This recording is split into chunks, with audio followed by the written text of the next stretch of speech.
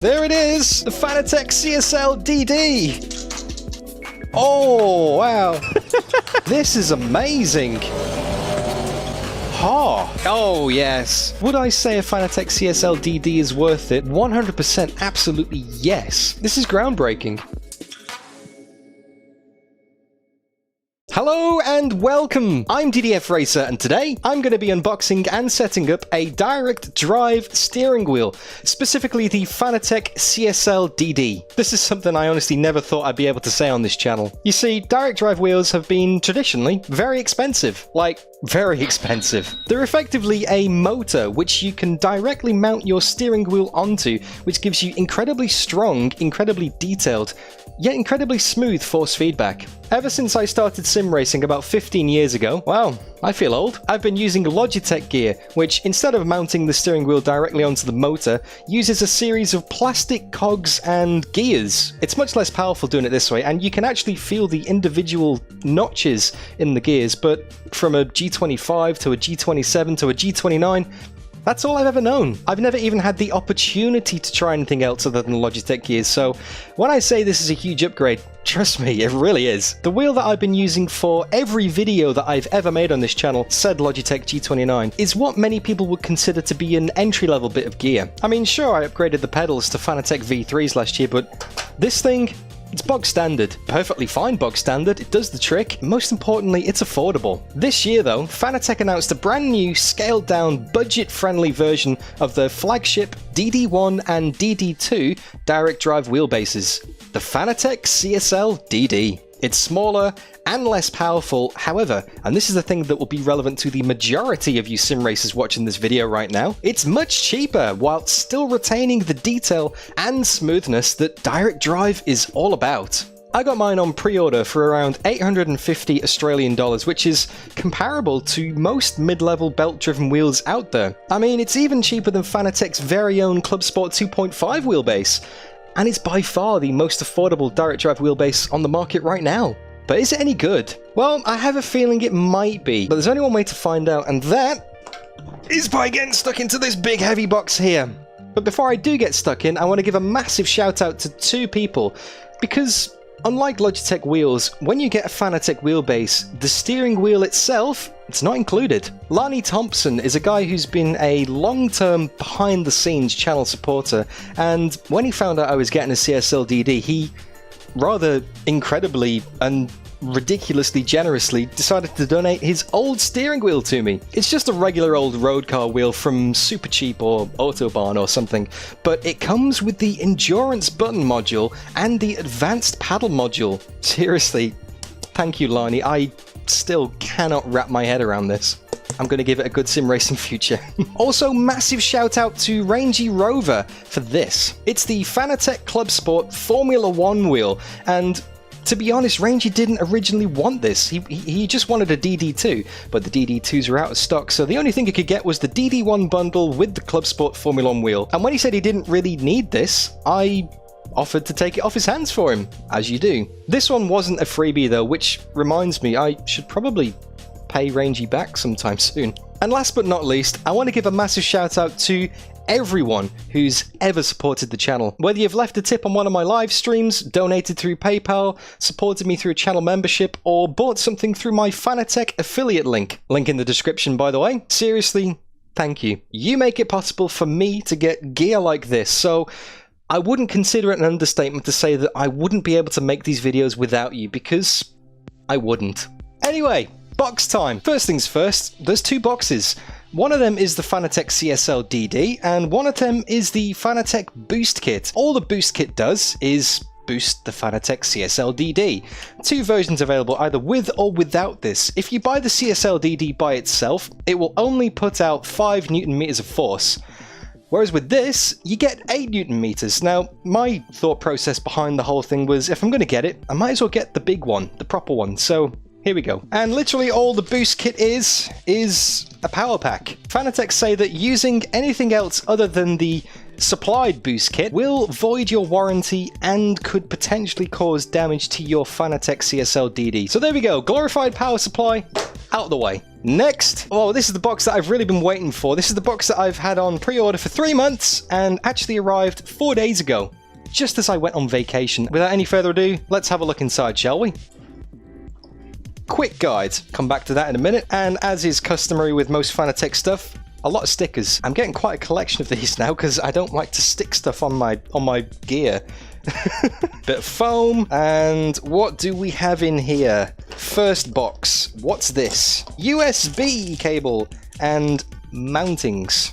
Very important, because that is how you get it on the rig. And you probably will need a rig if you're getting a Fanatec CSL DD. It does have the option of coming with a table clamp, but you're going to need a pretty sturdy table to mount it on. This thing puts out a fair amount of force, a lot more force than a Logitech G29, for example. More cardboard, away you go. And this is it. This is the Fanatec CSL DD, and unsurprisingly, it is very heavy. Well, heavy for me at least. I'm a sim racer with noodle arms. Let's get it out the box. Let's get it out the bag. There we go. There it is. The Fanatec CSL DD in all of its glory. Wowza. It's quite something to hold this. You can look at as many pictures of it as you want. You can see as many videos of it as you want, as many reviews of other YouTubers. Nearly dropped it. But to actually physically hold it and look at it and just... Wow, okay. This is quite an upgrade. And let me just double check, because it's like when you get a Christmas card, you always go and just look inside the envelope just to see if someone's left an extra £5 note in there that you didn't originally see. Nope, nothing, unfortunately. Just more foam and more cardboard to add to my ever-increasing pile of cardboard. Okay, package contents. 1 CSL DD wheelbase, yep. 4 M6 8mm hard mounting T-nuts, yep. 1 USB Type A to Type C cable, yep. 1 power supply, and 1 power cord regional, yes. Fantastic. Well, I suppose I can't really just stare at it for much longer. I need to get it mounted to the rig, so let's get that done. Now, for those of you who are wondering, I'm using a Simatech K2-R rig. I hardly ever talk about it in any of my videos because, to be honest, it's absolutely flawless. I kind of forget I'm using it half the time. Massive shout out to Simatech, great rig. Would thoroughly recommend it if you're thinking about getting one. Anyway, let's get this G29 unmounted, and for that, I'm going to be using this. I'm sure there's an easier tool, but that's all I could find in my drawers, so let's go.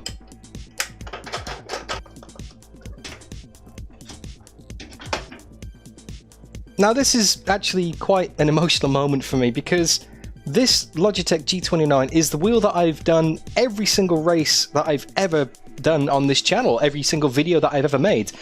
That includes my first ever USF 2000 video in rFactor 2. It also includes the SRC Academy races, which would then let me go on to take part in the Virtual Le Mans Championship and the VEC, the Virtual Endurance Championship. Also, this is the wheel that has done every single RaceRoom video, every single iRacing video, including the Bathurst 12 Hour with Aidan Millward and Matt Webb, where we went from 47th to 3rd position. This thing has served me very well. I'm kind of sad to see it go. But I'm not that sad that it's going to stop me from getting this thing set up. So let's have a look at the instructions again and see what the mounting pan on the bottom of the CSL DD is like. Obviously, it depends on the rig that you've got. It could be 3 bolts, it could be 4 bolts, it could be side mounted.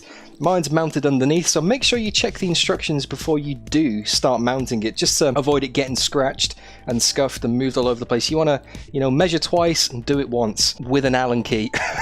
Sim racing measurement, universal standard this. You can see here all the different mounting configurations. That is basically how you mount the CSL DD to your rig or workstation or whatever you're gonna do. This isn't gonna be easy actually, because I need to get the bolts positioned underneath. I wish I could just unmount the chair, but unfortunately that'll take about 2 hours in itself, so that's not an option.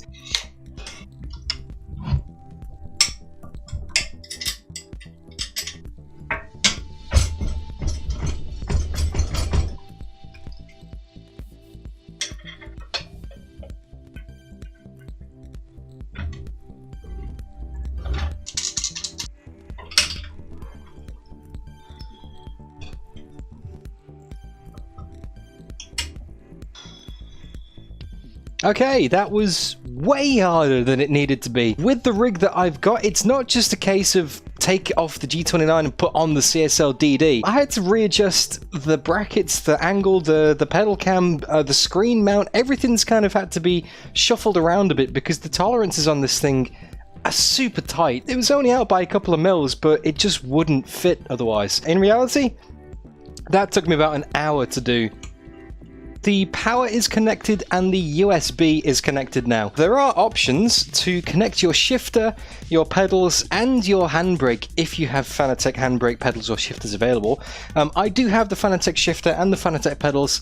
I'm not going to connect them to the wheelbase for now, and the only reason for me doing this is to remove any variables from the equation while I'm getting the new CSL DD set up, because I know that my pedals work and I know that my shifter works on their own USB ports, so let's just get the CSL DD set up for now and then take it from there. But just to reiterate and confirm that, there are the connection instructions from Fanatec showing all the different things that you can plug into the CSL DD wheelbase. Let me change the camera over and let's get this thing switched on.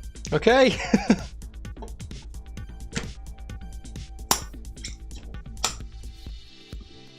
There's a bit of play in that. Oh, Dan, you didn't tighten up your bolts properly. You numpty.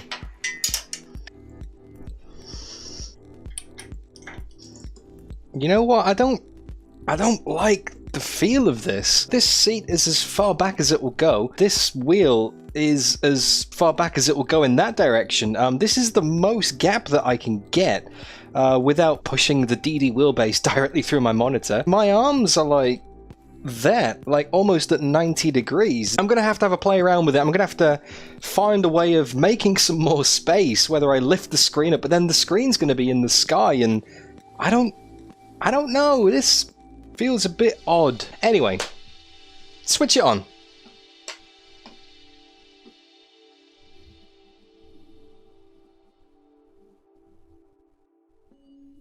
When powering up the wheel for the first time, please update the firmware. Okay, fanatec.com/downloads. And let's have a look at the manual as well, see if there's any other additional steps that we've missed. Don't need to calibrate the shifter because that's connected separately. That's the tuning menu, sensitivity settings, force feedback settings. This is a bit overload, if I'm being honest. Let's install. PC needs to be restarted to finish setting up devices. 12 seconds later. So there's a system restart. And according to the Fanatec control panel, no Fanatec device has been found. That's a good start. One of the things it says to do on the FAQ, try a different steering wheel. It's still not being detected by the software, so there's a bit of a problem here. Very strange. I mean, the USB is connected, power's connected. Unplugging and replugging in the USB doesn't seem to have kicked it into life, unfortunately. 12 seconds later. Another restart, still nothing. Just going to try a different USB port on the back of the computer, just in case. Different USB has fixed it, although it still doesn't say there's a steering wheel attached. Firmware update, open firmware manager. Okay. Sorry about freaking you out with all the USB sounds right now, guys. All I want to do is just get out on track and drive. It's taken ages. Now it's updating the pedals. And I'm sure it's right now that you guys can appreciate the magic of video editing. There's a reason why I don't live stream these kind of things. Congratulations, all Fanatec devices are now up to date. Yep, everything seems to be working okay. And if you're familiar with the channel, you should know me by now. Of course, the first thing I'm going to try is RaceRoom Racing Experience. This is the sim that I am by far the most familiar with, and I spent the most time on this channel.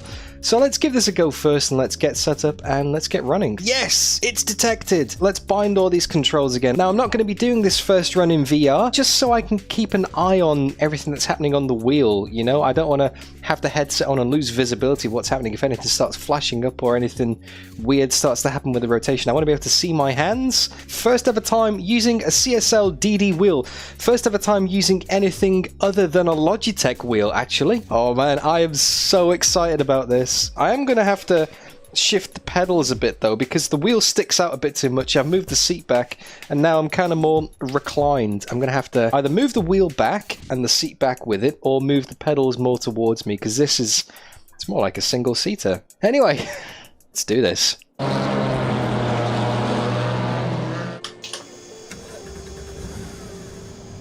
Oh, I can feel the vibration in the wheel. I couldn't feel that on a Logitech. It's like it's... Oh, even that, even just sat still by itself is so cool. Wow! It's like...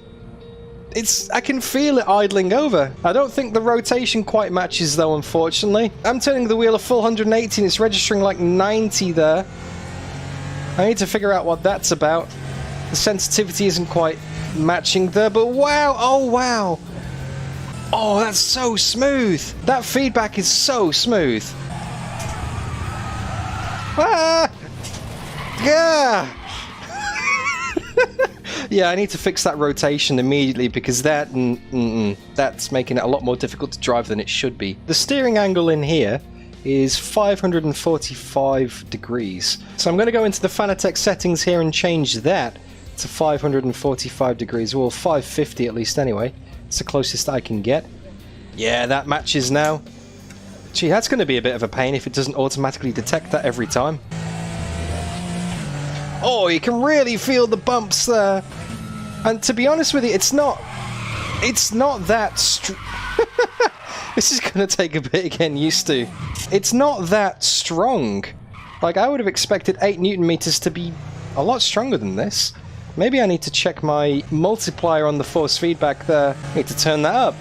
Come on, DDF, follow your own advice from your own force feedback guide. Turn the multiplier up. That's the first thing you should be checking. Oh, okay, I can definitely feel that now. Wow.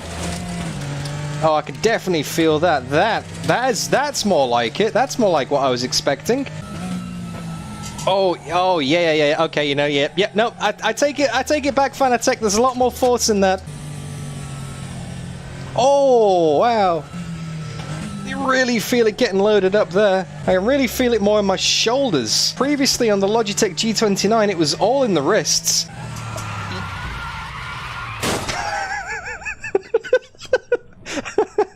Apart from being absolutely terrible at it, it's all about putting it in from the shoulders instead of through the hands. This is so alien. It's amazing, but it's just like learning from scratch all over again. I don't know what the car is doing at all, because the sensations that I'm so used to are just like, I don't have them. I'm so tuned to driving with Logitech force feedback that this, even though it's probably more realistically accurate, it's like, it just doesn't make sense to me yet. Ah! It really pulls it out of your hands. I mean, that's a Captain Obvious thing to say using a direct drive wheel, but you really have to hold on, especially through compressions. You can't fingertip it anymore. This is going to make long races very interesting. I mean, I can't wait, but wow, yeah, this is going to take some getting used to, and even more, this reinforces the need to get the seating position correct and get the posture correct, because this is going to make driving a lot more physical than it's ever been before. Wow. All the people who've got DD1s and DD2s are probably looking at me now thinking, ha! Peasant! 8 Newton meters! Sort your life out! Yeah, this is such a massive upgrade. Whoa! Whoa. I tell you what though, once you do get it dialed in, you can really tell when you're being cheeky with the car. You can really tell what the suspension is doing. And you can really feel those bumps as well. This is mental. So good. And there's absolutely no notchiness. This is so fluid. Natural almost. I mean, I've never driven a racing car. Well, I mean, I've driven an Audi R8. But that was a track day experience, and it wasn't like a GT Audi R8, it was just like a road car version. And it was at rather pedestrian speeds, it wasn't at full racing speeds, but I haven't got that real-life reference point. But this feels like it would be a lot closer to it than a G29 would. This feels... well, let's think of another way. The G29, if you never use anything else, is perfectly fine. But this just makes it feel like a toy. I've got so much more information on what the car is doing. Smaller details are coming through now as well. Like all the little bumps in the road, all the nuances of the loading up of the suspension. Oh, that corner. This corner in particular really cranks the force on. Oh, and there's the gravel. I could feel the individual bits of gravel. Oh, this is mind-blowing. This is absolutely mind-blowing. This is quite possibly the best combo that I could have thought of to practice with this. Oh, round it goes. Oh, okay, something I just realized. You can't hold your thumbs on the inside like this. That's not gonna work. You cannot put your thumbs on the inside. You can't hook them around like you can on a lower grade wheel. Because if you get a snap, it's gonna take your damn thumbs off.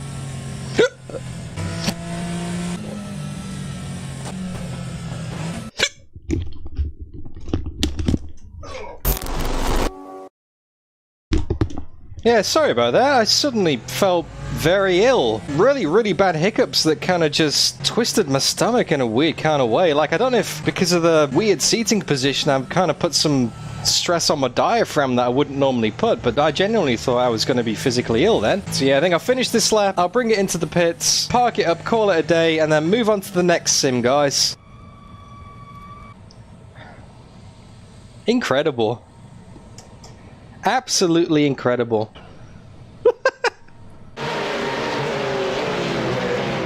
Okay, next is iRacing, and to test out iRacing properly, I figured I would pick the car, as recommended by you, Stevo, that everybody says is the car to master in iRacing. The Porsche 911 GT3 Cup Car, no ABS, no traction control, and a very hairy rear end. You know what I mean. And of course, there'd be nowhere better to test that than at the Nordschleife. So let's fire up iRacing and give it a go. And this time, I am going to be using VR because now I feel like I'm kind of getting familiar with the wheel. I don't need to keep an eye on it so much. I'll put the headset on and go for maximum immersion. First things first, I need to configure the controls. Done. Finished. Now, there are a few other things that Fanatec says I should be changing. So let's fix those, shall we? Wheel force should be set to 8 Newton meters because I'm using the boost kit. Damping at 0, minimum force at 0. Done. Let's go and give this Porsche a go, shall we? Now, the force feedback in iRacing is something that has been a topic of contention in the past because not many people used to like it. They used to say it lacked detail. And I have been using IRFFB in some of my previous videos. Oh, this feels good. Oh, this does not feel like iRacing. Oh no, yep, now it feels like iRacing. Ah! But no, sorry, to reiterate what I was just saying as I bin it in the background here on the replay. In the past I've used IRFFB, which is a third-party plugin which aims to add in extra details to the force feedback. I'm not using that right now. I've decided to go au naturel just to see what the default iRacing settings feel like, because I want to start from a fixed position, from a known quantity, and then if I don't like it, I can add back in the IRFFB. And immediately, that felt incredible. That felt amazing. Let's go out and do some more. Let's just take it nice and easy. Obviously cold tires over the rides here. The detail over the curbs is incredible. Wow. Fluke plats, drop it down to 5th, throw it in. I've got so much more information in iRacing compared to when I had on when I was racing it on the G29, the Logitech. I feel suddenly very optimistic about driving in iRacing. I might actually be able to do it properly, because I always struggled with car feel, even with IRFFB on the G29. I always never really trusted the car, never really understood it, never really had any confidence in it. It was more just practice and repetition that did it. Oh, but this has come alive. This really has. This is not the iRacing that I was used to. Maybe it is about the hardware to a certain extent, as much as some people wouldn't like to admit it. You know, people say, oh, there's aliens out there that do, like, competition-winning drives and world record hot laps on a G29. And yeah, to a certain extent, I agree. But this, for at least the casual driver like myself, someone who's not in it for the esports, someone who's just in it for the enjoyment, the extra level of detail, the extra fidelity, the extra force, it gives you so much more information about the car. It really arms you with the knowledge of where the grip is. Like, if this was a G29, I would have died several times. And I'm going to die again. Yep, he's in the fence. Commentator's curse right on cue. But no, what I was saying was that I would have died so many more times than I have died so far. And that's just because I wouldn't have been able to tell when it was going to break loose on me, when the rear was going, when the grip was starting to fade. If you have got a DD1 or a DD2 or a Simucube, you probably know exactly what I'm on about. The first time you ever used it and how much it just kind of scrambled everything you knew about sim racing. Oh, that was a big jolt then. That's a reminder to put my thumbs on the wheel, not in the wheel. The jump between Logitech and Fanatec CSL DD in iRacing is much more apparent than it was in RaceRoom. Maybe saying that the feedback in iRacing is better is not the right way of phrasing it. Maybe it should be it's much more pronounced in iRacing, the difference on the pieces of hardware. Perhaps what I should be saying is RaceRoom have done a better job of making a feedback that is suited to all devices, whereas it would appear that iRacing is very much tailored for a more advanced wheel, which kind of makes me excited to try ACC again. And I will be doing that later in the video. And also rFactor 2, because people rave about rFactor 2. Maybe you need a better wheel to really get the most out of the feedback, and maybe I'm just starting to see that now. Oh wow, this is something else. When the tires load up, you can really feel it, and it's like you're working against the suspension, you're working against the rubber, gripping into the track. You can feel those forces. There's a very definitive kind of flex in the tires. The initial application, and then you can feel the force feedback kind of pulsating as the tires flex, as the car kind of like grips up, as the body roll kicks in, to coin a Matt Malone phrase. And that's conveyed in VR as well. Visual cues are really matching up with the feedback cues as well. And that's a Captain Obvious thing to say, but sometimes on a less powerful wheel, you don't feel everything that you see. Like you can see the car starting to bounce on the screen, but you don't really feel that because there's not enough Newton meters to transmit that information. Whereas on this, you can feel those minor variations when you're nearer the limit of grip. Once I can get my head around the direct drive sensation, I can foresee myself being able to drive a lot closer to the limit, but not in a ragged sense, not like kind of Ayrton Senna sliding sideways at Monaco. It more of a kind of a, right, I know when I'm being silly. I'll be able to get to 95% of my capabilities a lot easier than I could on a G29, because on a G29, you kind of get to the limit, drive beyond it, and then by the time you process that force in your hands, it's too late. Whereas this, because of the extra strength, because of the 8 Newton meters as opposed to like 2.1, you have that heads up that, hey, stop being an idiot with the car. You're gonna bin it. Wow, that's insane. That's so good. Oh, guys. Oh, so good. So worth it. Really is worth it. All the little bumps in the straight. If I just hold on just a bit. That's laser scan for you right there. That really is. You can feel the bumps. It's not just a rattle. Like on a G29, you'd be like da da da da da da da da da. You'd be like a jackhammer going crazy. This, it's almost silent. In fact, I'm sure if I took the headphones off and listened, apart from speaking about 12 decibels quieter, the wheel itself would be silent. I wonder how much more stress this is going to put on the rig, because obviously it's going to be shaking things a lot more. It's going to be rattling things a lot more. I wonder if my pedal cam's going to work itself loose over time. Anyway, let's park it up. That is enough iRacing for now. I've got so many more sims that I want to test out with this new CSL DD. Wow.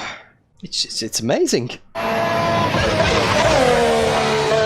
Alright, so with iRacing out of the way, I think it's now time that I try Assetto Corsa. This is probably the sim that has the highest market share out of all sim racing titles. A lot of people like to drive an Assetto Corsa because of the sheer amount of mods that are available. The different kinds of cars and tracks and even driving modes, you know, drifting, rallycross, circuit racing, drag racing, street racing. There's so much you can do in Assetto Corsa. Specifically, I am going to try the Formula Hybrid 2021 car at Circuit Thermalito. I think it's about time that I tried out the modern Formula 1 rim, so let me just swap these over. Oh, it feels good. It feels obviously a lot smaller and theoretically should transmit a lot more of those forces direct into my hands because it's got less of a pivot movement, I guess. I'm not sure what the scientific term is, but I'm closer to the center of rotation, so it should have more of an effect. It should be stronger at least, or at least feel stronger. But first things first, I'm going to have to make sure this is correctly mapped. Okay, I think that's everything. Let's go out on track and find out. And here I am in George Russell's Williams because, well, why not? And immediately, wow, there's a lot of static force in that. As soon as you get going though, the static force disappears. Whoa! Oh, wow. That feels amazing. Now, I will admit, there aren't too many bumps here at Circuit Thermalito. I should know I designed the place. This is a conversion of an rFactor 1 circuit from about 15 years ago, so it does feel rather smooth here, but the sensation of the wheel loading up is just insanely good. Oh, went light over the top there. Through the compression. Oh, yes. Now, I've got to be honest, having a steering wheel that physically matches what you see in front of you in VR, like the shape of the wheel in my hands is just, it's creating that immersion link. I'm just going to tone it down for a bit because it's quite hard to drive these things at full speed and actually have a meaningful conversation at the same time. The sensation in AC, I'll be honest, the force feedback leaves a lot to be desired in terms of the fidelity that you get. I'm not saying that AC is bad, but out of all the three so far, it's definitely the less detailed.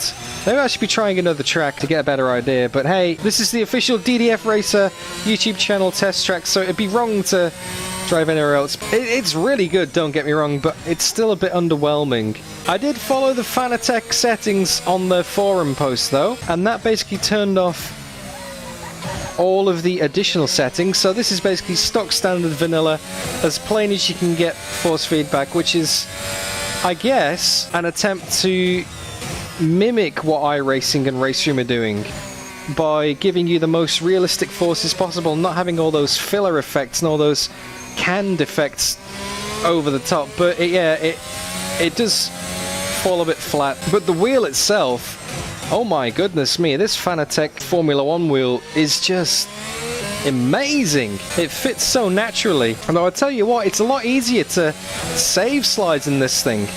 Previously, this was quite a beast to tame. Coming out of corners, it's a lot more catchable. Like that.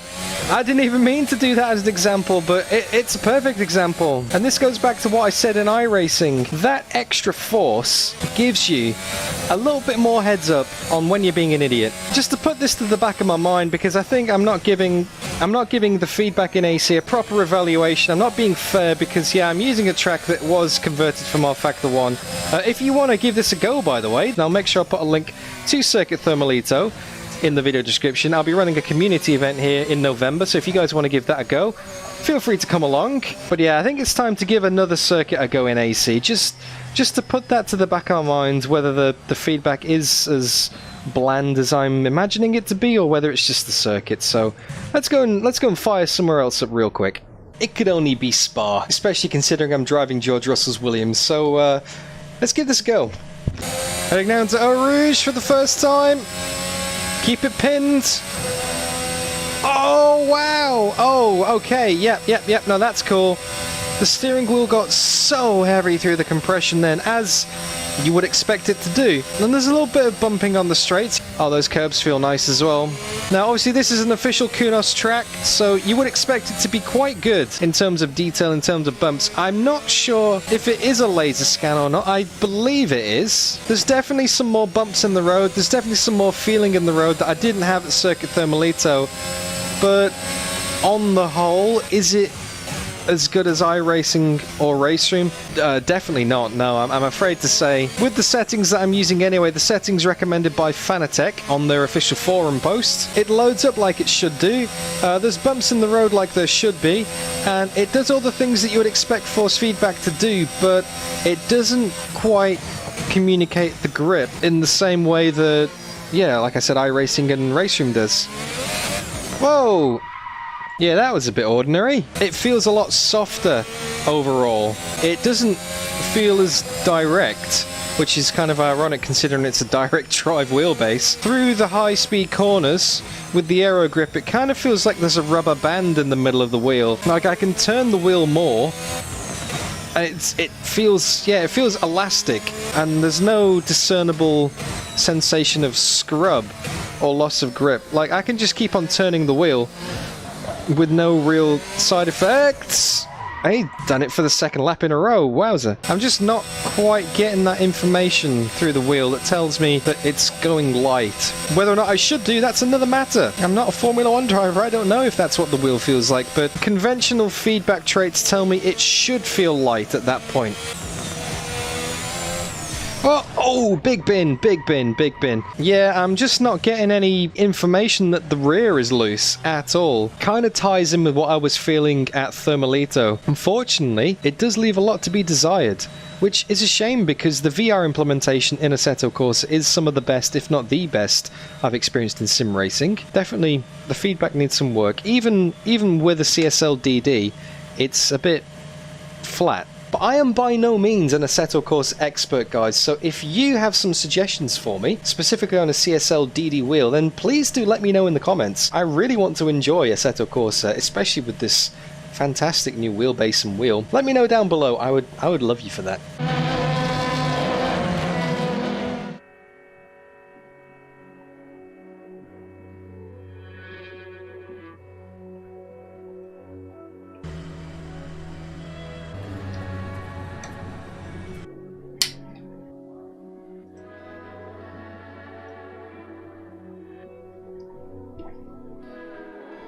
20 minutes later. Now, of course, it wouldn't be a proper test of a new steering wheel and wheelbase if I didn't run rFactor 2, as much as it pains me to run rFactor 2. You see, this sim really hasn't been kind to me in the past, whether it's through the results I've had or the endless technical problems I've had. Even just to get to this point, I've spent about 45 minutes getting everything set up again from scratch. For some reason, my display settings are all warped and wrong. It doesn't detect the degrees of rotation automatically. A whole heap of other problems getting the graphics set up again. 2 out of the 3 times I've tried to load into the session, it's crashed on me straight back to the desktop, so fingers crossed it holds together when I go out on track right now. I'm driving the Oreca 07 car at the rather famous Le Mans circuit, or the Circuit de la Sarthe, as it's more commonly known because of SRO licensing restrictions.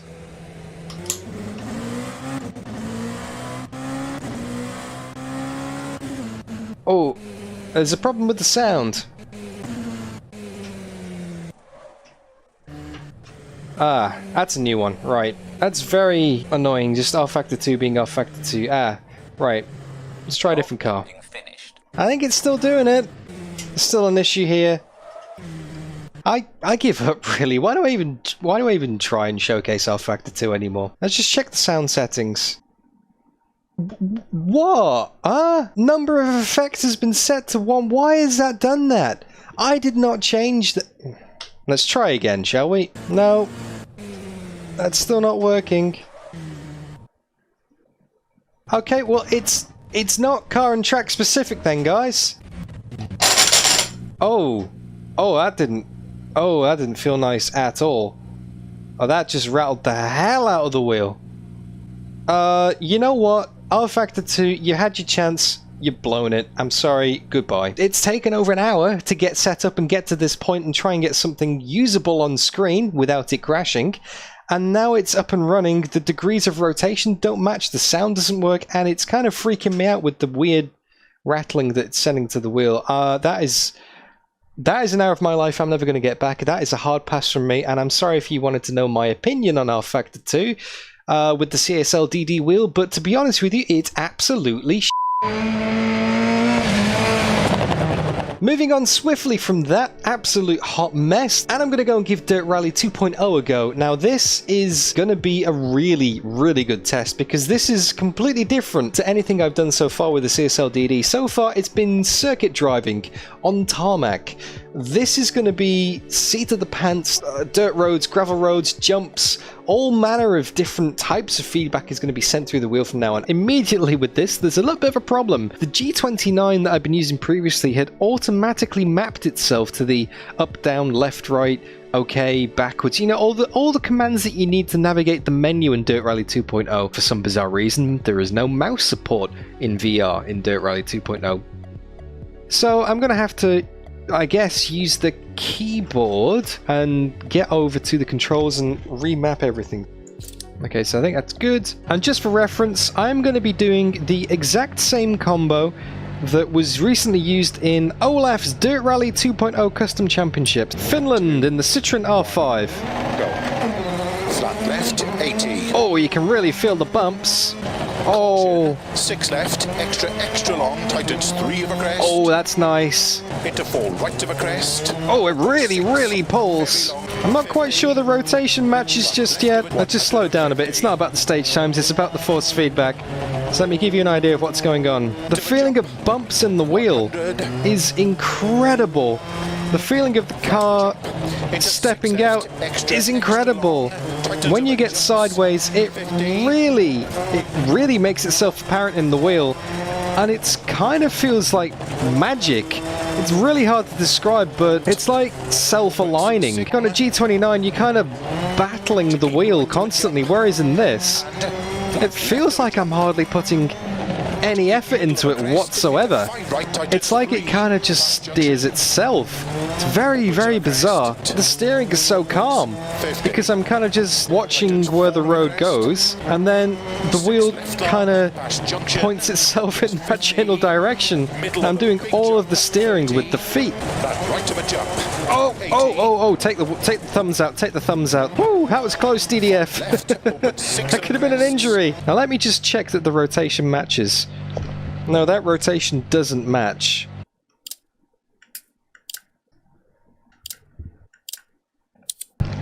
Let's just pause for a moment, turn the wheel 90. Yes, there we go, the inputs match. Let's give it another crack, shall we? And there goes the windshield already. Perfect, that's more like it. The sort of self-aligning mechanics of the direct drive wheel tell exactly how much lock you need to give it to save a slide, just like that. The car wants to correct itself. The steering matches now. This is something that I'm going to have to keep in mind when I'm jumping between sims. It's just to double check the degrees of rotation. Thumbs out, Dan. Thumbs out, Dan. I'll admit that was a save that I would never have got on a G29. Oh, there's a big bin. Avoid the lamppost. Nope, don't avoid the lamppost. Alright, I think I'm done for this stage, guys. I think I've got enough of a fix on Dirt Rally. Apart from it being absolutely fantastic, it's brutal. One more sim to try, and that is ACC. Alright, so here we are in ACC, and as I'm sure you guys will know the drill by now, let's go and sort the controls out.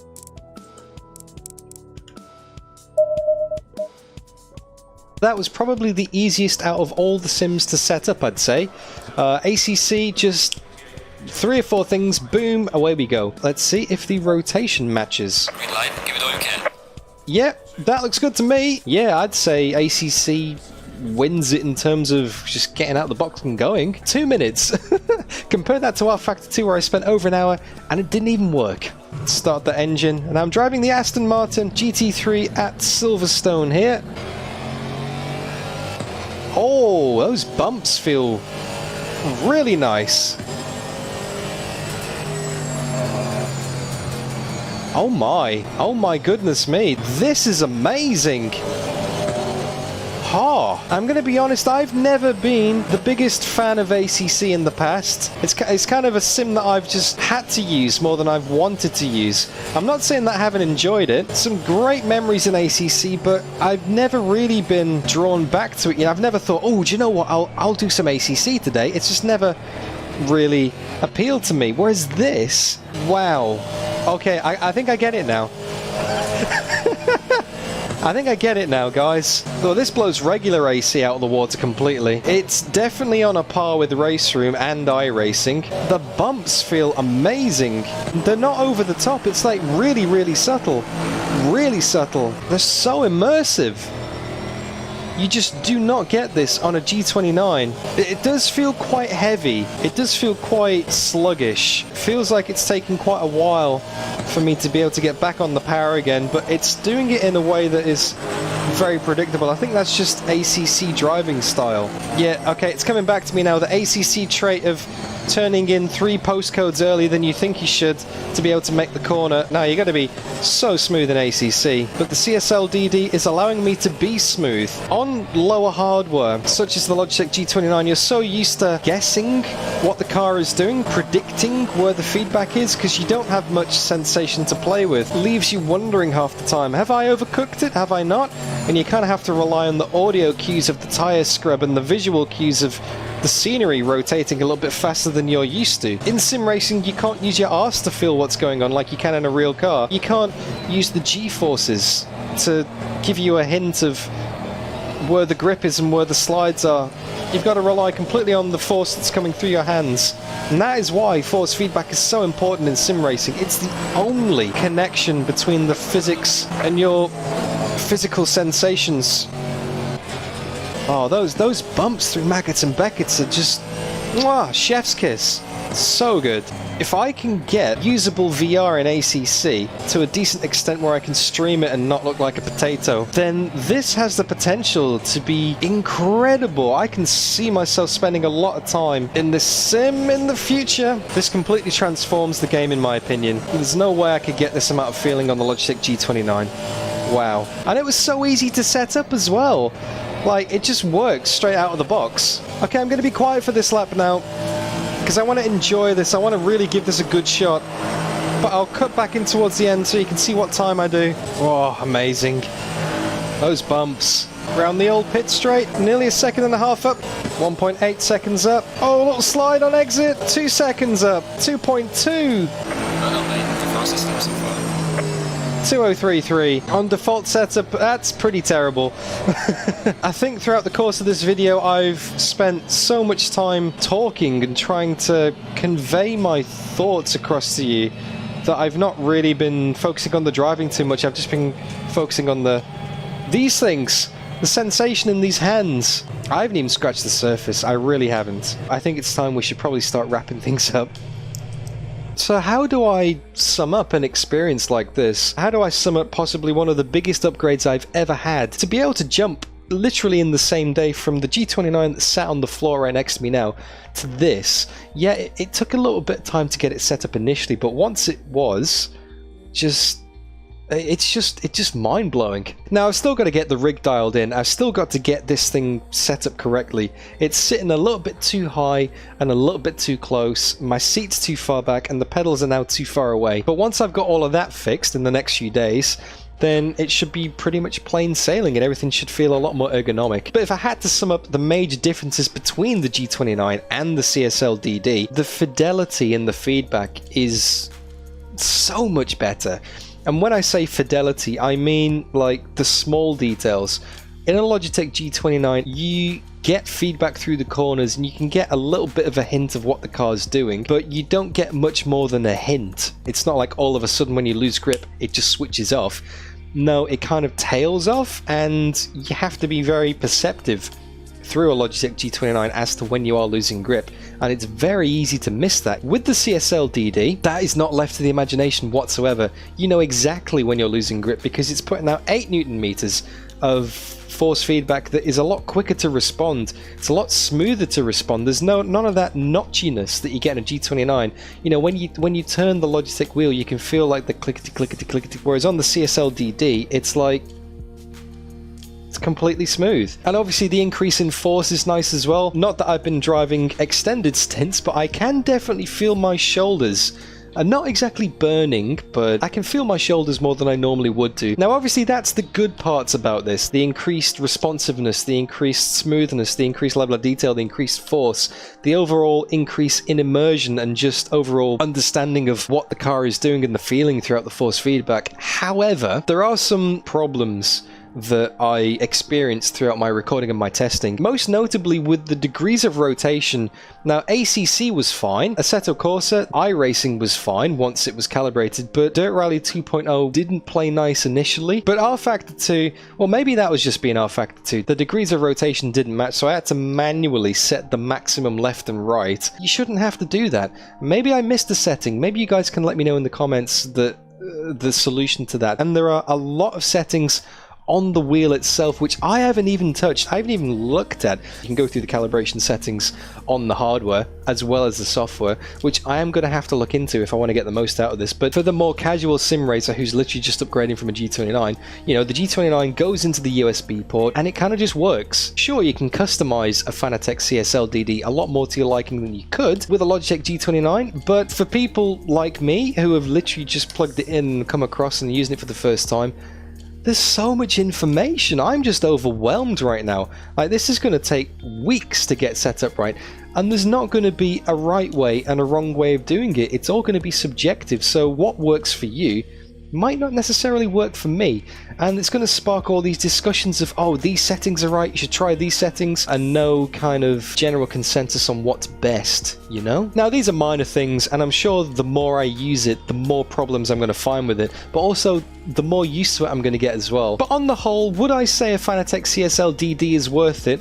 Well, considering the fact that you can get a direct drive wheel that feels as good as this for the price you can get it for, 100% absolutely yes. This is groundbreaking. It's small, it's compact, it can fit on most rigs, it's not going to break the budget if you are taking your sim racing seriously. Obviously, it's not as cheap as a Logitech G29 by no means, especially when you factor in the fact you're probably going to need a rig and a wheel to go with it, but it's nowhere near the price of a Simucube, it's nowhere near the price of a DD2 or a DD1. You don't really need much more extra force than this, unless you are trying to go for one-to-one realistic, like say IndyCar with a lack of power steering. Well, you might need all the Newton meters you can get because your arms are going to fall off because because you're ripped.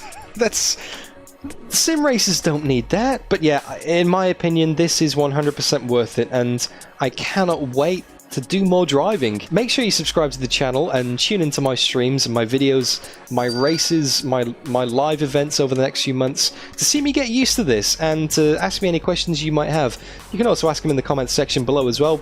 Please feel free to join in the discussion. And if you did enjoy this video, don't forget to leave it a like. And last but not least, obligatory shill time. There is a link in the video description to my Fanatec affiliate store link.